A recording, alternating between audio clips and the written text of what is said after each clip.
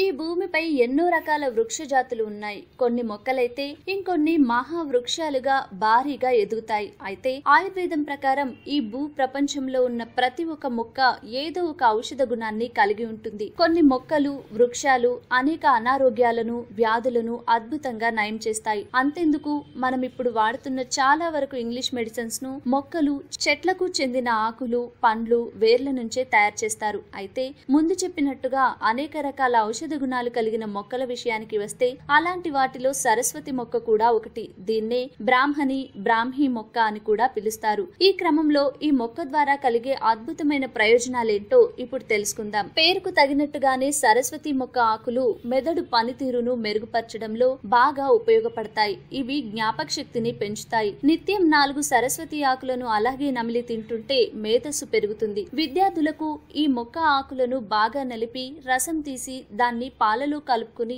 నిత్యం తాగితే వారి జ్ఞాపక శక్తి అద్భుతంగా ఉంటుంది. చదువు బాగా వస్తుంది. పచ్చకామెర్లు వచ్చిన వారికి ఈ మొక్క ఆకుల నుంచి తీసిన రసాన్ని నిత్యం తాగిస్తుంటే వెంటనే కోలుకుంటారు. సరస్వతి ఆకుల రసాన్ని నిత్యం తాగుతుంటే ఆయుష్ పెరుగుతుంది. ఈ రసం రక్తాన్ని శుభ్రపరుస్తుంది. కొంత వాముని తీసుకుని పొడి చేసి దాంట్లో సరస్వతి మొక్క ఆకుల రసాన్ని కలిపి తీసుకుంటుంటే కొలెస్ట్రాల్ తగ్గిపోతుంది. ఈ మొక్క ఆకులను మజ్జిగలో 3 రోజులు నానబెట్టి ఎండించి పొడి చేయాలి. దీన్ని రోజు టానిక్ లాగా పిల్లలకు ఇవ్వాలి. దీంతో వారికి బలం బాగా చేకూరుతుంది. సరస్వతి మొక్క ఆకులను నీడలో ఎండబెట్టి పొడి చేసి దాంతో తేనెను కలిపి తీసుకుంటుంటే గొంతు బొంగురు తగ్గుతుంది. స్వరపేటిక వృద్ధి చెంది స్వరం వినసొంపుగా ఉంటుంది. సరస్వతి ఆకులను నీడలో ఎండబెట్టాలి. అందులో 5 బాదం పప్పులు, 2 మిరియాలు, వేడి నీరు పోసి ఆ ఆకులను మెత్తగా రుబ్బాలి. తర్వాత దానిని పలుచని వస్త్రంతో వడకట్టి తగినంత తేనె కలిపి 40 రోజుల పాటు రోజు ఉదయం తీసుకుంటే